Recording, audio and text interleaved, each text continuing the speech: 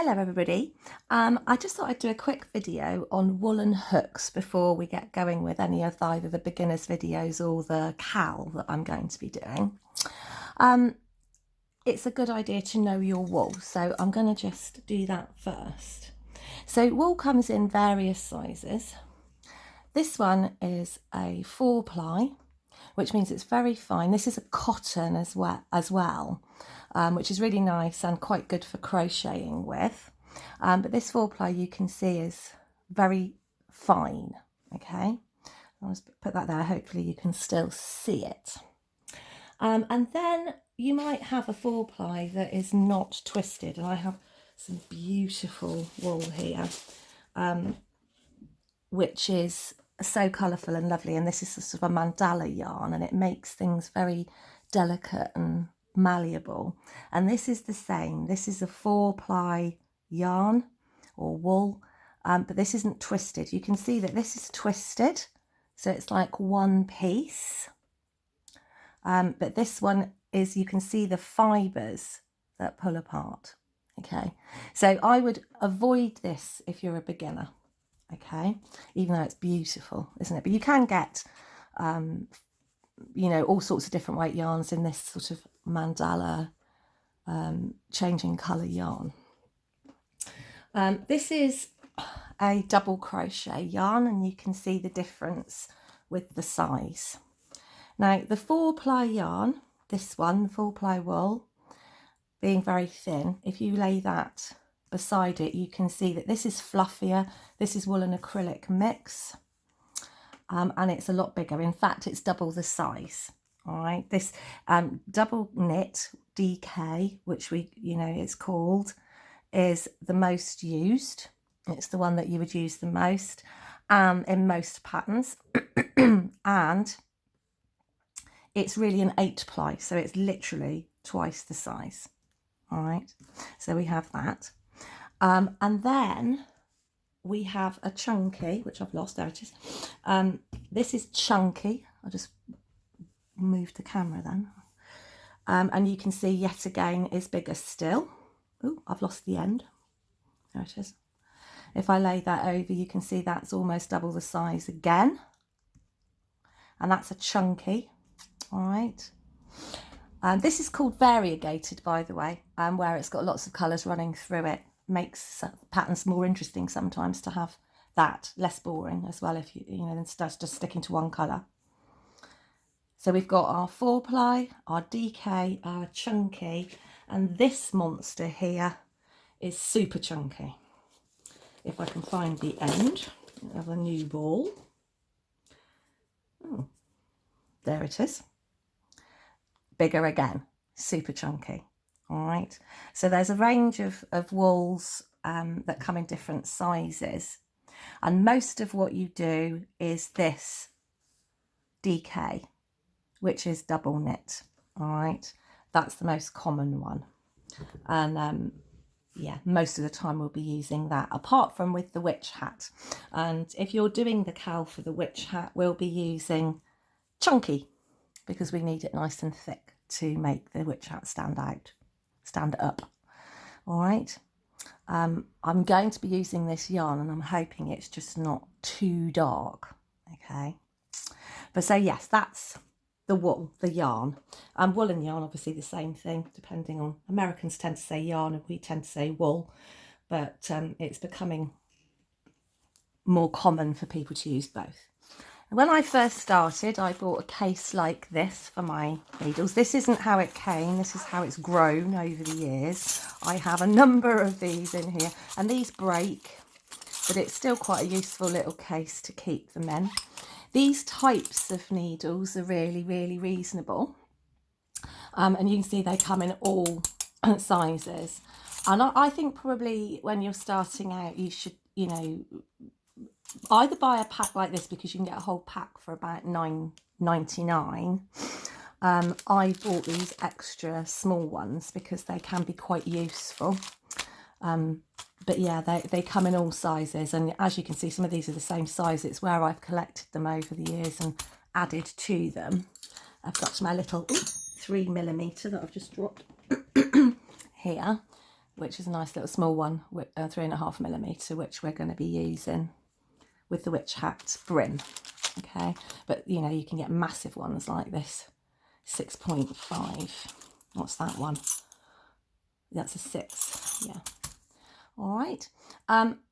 These are brilliant when you're first starting out. Don't spend lots of money initially, because obviously you know it's really important that you know you're going to be doing it before you buy anything like this. You can buy them one at a time, but sometimes actually it's cheaper to buy a set like this. I got this from Amazon than it is to buy them separate.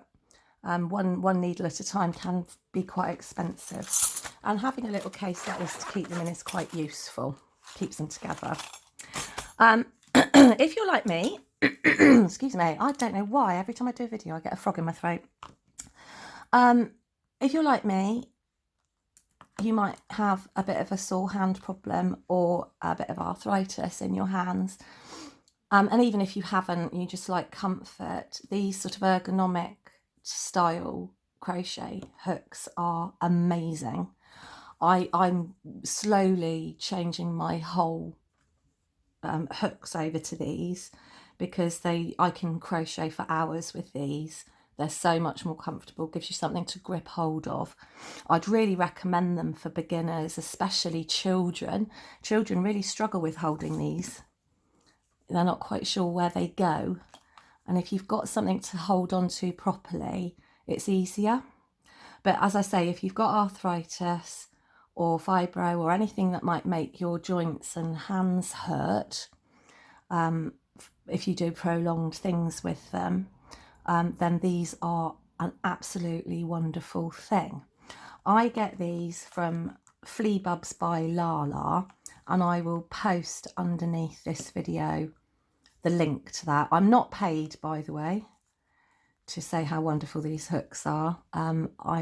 Local company, she's in Devon, and she just makes these beautiful, beautiful hooks that save the day when it comes to sore hands.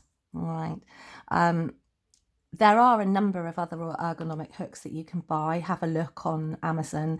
They usually come with black plastic bottoms, and they are, you know, equally good. I did have one I was going to show you, but for some reason I can't find it. But in my opinion, these are better. All right, they're softer and much easier to use. So that's hooks. Obviously they come in lots of sizes. For your 4mm hook, which is the size of this one here, is probably the most commonly used. All right, but obviously with the yarns that I showed you, you would use a different size hook for the yarn. So if you're using the really tiny 4-ply, it goes down to 2-ply, you know, 2-ply, 3-ply, and you can even use cotton. Some people do that. I've actually done one. The smaller the hook, all right, the smaller this goes into a tiny one like this, 3.5, all right, or less. If you're using DK, you can use sort of 375 up to about a 5, depending on how tight your stitches are. This is a 5. And if you're using chunky, you want to be using a 5 or above. And if you're using super chunky, it needs to be potentially bigger than that. All right, so that would be your hooks change for the sizes of wool. Okay, and also how tight your own stitches are. We always need a darning needle. I've got a pointed end one here. You can get a dull end one, but I find these ones better because they'll go through anything basically. So you can, you know, get it into the tiniest little places because of the pointed end. And you need stitch markers. This is a really hefty one. For the witch hat, it's ideal, but you can get smaller ones. I have this sort of little pencil case type thing here, and I keep my stitch markers and pens and tape measures and what have you in here. And they've all disappeared, obviously. They would, wouldn't they? Yeah, you can get stitch markers that are like little pins. You can get little tiny ones with a little claw on it that's much smaller than that.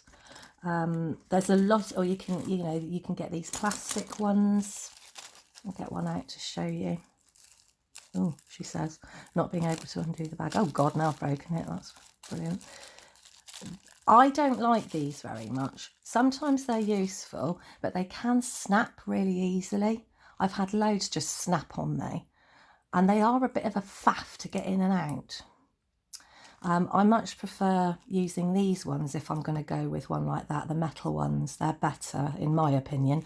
You have to find your own way on this one. And depending on what you're making, these little ones are beautiful. They can be better if you're doing a blanket and you just want to mark something. These are better if you're using chunky wool, because they're going to really easily sit in the stitch and come out very quickly. Even these ones can be a little bit fiddly at times. These ones aren't. And I made these. They're really easy to make. And I made several of those with different bits on them.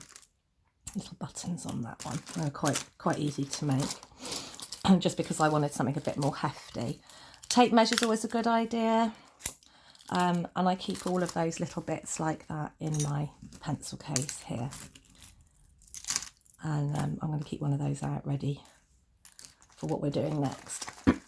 Okay, so that's a little bit. Obviously scissors also you're going to need if you make anything. And it's always a good idea to have all that ready, because it's a pain in the bum if you need something once you've started.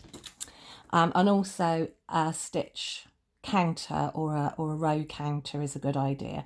This one I got as a gift from my friend, and it's a little digital one. You start it from 0. I don't know how easily you can see this. This is like you just press the button 1 2 3 4 5 6 and then set it back to 0 when you need to.